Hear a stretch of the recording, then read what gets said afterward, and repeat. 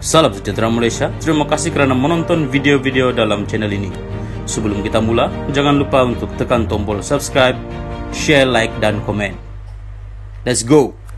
Salam sejahtera dan salam perpaduan kepada seluruh rakyat Malaysia. Berita panas hari ini bertajuk RM42 juta kecil, Zaid minta Anwar bebaskan Najib. Berita penuh.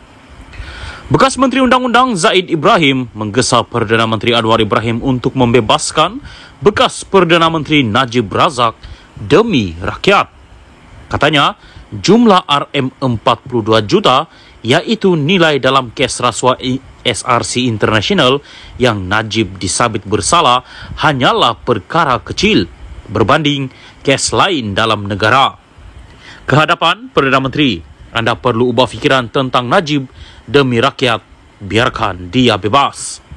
Dalam pilihan raya negeri akan datang ini, kerajaan Madani perlu menang. Anda perlu jadi Perdana Menteri untuk beberapa tahun lagi, ciap Zaid hari ini.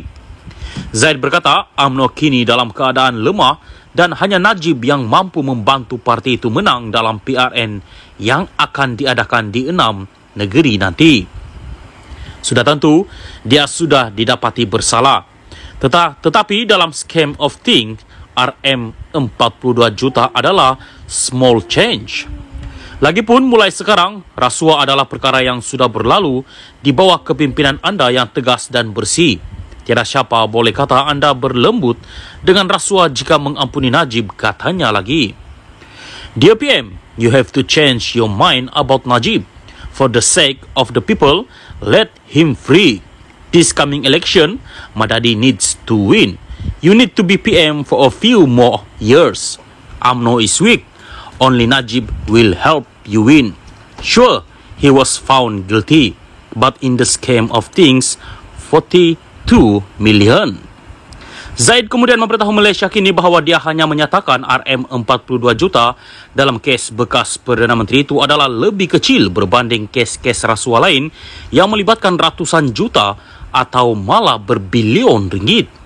Najib kini menjalani hukuman penjara 12 tahun dan denda RM210 juta berikutan tuduhan rasuah terhadapnya dalam kes SRC International berjumlah RM42 juta ringgit. UMNO sebelum ini telah membuat permohonan agar bekas Perdana Menteri itu diberi pengampunan diraja. Anwar yang turut menganggotai lembaga pengampunan telah menjelaskan setiap individu yang disabitkan bersalah ada hak untuk mendapatkan pembebasan dengan memfailkan permohonan dengan lembaga itu. Bagaimanapun, dia berkata pengampunan adalah hak mutlak yang di-Pertuan Agong. Salam sejahtera dan salam perpaduan kepada seluruh rakyat Malaysia. Berita panas hari ini bertajuk Hadi, kerajaan kini dikendalikan orang tak bermoral, dikelilingi syaitan bisu. Berita penuh. PAS terus mengecam kerajaan Malaysia yang ada sekarang dengan menganggap ia dikendalikan oleh golongan tidak bermoral sama sekali, termasuk banduan dan perasuah serta tidak berakidah. Presiden PAS Abdul Hadi Awang turut menggambarkan kerajaan negara ini menjadi lebih teruk dan tidak dapat diubah keadaannya kerana dikelilingi syaitan-syaitan bisu. Dia kemudian meletakkan kesalahan atas keadaan yang dianggapnya buruk itu kepada orang Islam yang gagal memilih pemimpin yang baik.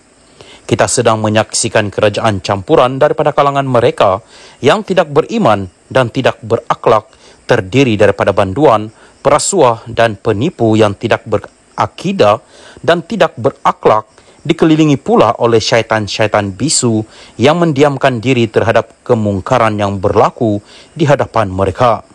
Hal ini berlaku akibat daripada meninggalkan kewajipan memilih pemimpin yang beriman dan berakhlak, katanya dalam kenyataan yang dibuat melalui hantaran rutinnya di media sosial hari ini.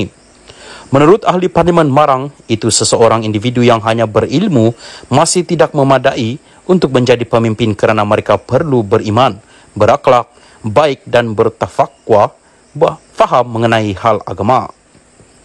Dia yang pernah dilantik menjadi duta khas bertaraf menteri oleh kerajaan sebelum ini beranggapan rakyat berada dalam keadaan paling berbahaya kerana negara ini didakwanya diperintah oleh golongan yang mendapat pengaruh bukan Islam. Keadaan ini berlaku, tambah Abdul Hadi, apabila umat Islam kita berpecah belah sehingga ia dikuasai oleh kerajaan yang didominasi oleh bukan Islam. Keadaan itu berlaku, dakwanya, kerana ramai orang Islam yang tidak keluar mengundi. Untuk rekod, PAS pernah menjadi kerajaan selepas PRU ke-14 apabila berlaku langkah Sheraton pada akhir Februari 2020 yang menyaksikan parti itu membentuk kerjasama dengan Bersatu yang meninggalkan PH serta menubuhkan PN serta UMNO. Ketika itu, Presiden Bersatu dan pengurusi PN Muhyiddin Yassin dilantik sebagai Perdana Menteri menggantikan Dr. Mahathir Mohamad. Bagaimanapun, Muhyiddin meletak jawatan pada 16 Ogos 2021 akibat tekanan dari UMNO. Jawatan itu kemudian digantikan oleh Ismail Sabri Yaakob yang ketika itu menjadi naib Presiden UMNO. Di bawah kerajaan pimpinan Muhyiddin dan Ismail Sabri, PAS menjadi sebahagian daripada kerajaan.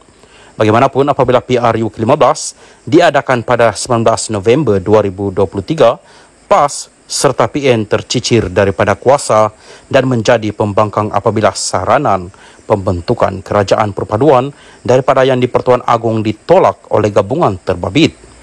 Politik di Malaysia kini sedang memanas kerana semua parti politik sedang membuat gerakan sebagai menghadapi pilihan raya di 6 negeri dengan 3 daripadanya sedang ditadbir PAS manakala selebihnya PH. Abdul Hadi berkata ketika ini ramai penganut Islam yang tidak memahami agama walaupun ia bersifat sempurna. Antara lain, katanya, kerana umat Islam terbabit menganggap mengundi dalam pilihan raya bukanlah satu kewajiban. Abdul Hadi juga mendakwa pengundi yang terbabit dalam pilihan raya sebelum ini pula hanya memilih golongan pembohong atau mangsa pembohongan. Tindakan itu katanya seperti menyediakan diri masing-masing untuk ditimpa bencana sama ada di dunia atau selepasnya. Malangnya, dipilih mereka yang menipu dan ditipu. Malah ada juga yang benci lalu memilih untuk tidak mengundi. Mereka seakan-akan menyerah diri kepada musuh untuk sama-sama mendapat kehinaan dunia sebelum mendapat kehinaan di akhirat kerana tidak menunaikan kewajipan yang besar mengundi dalam Islam, katanya.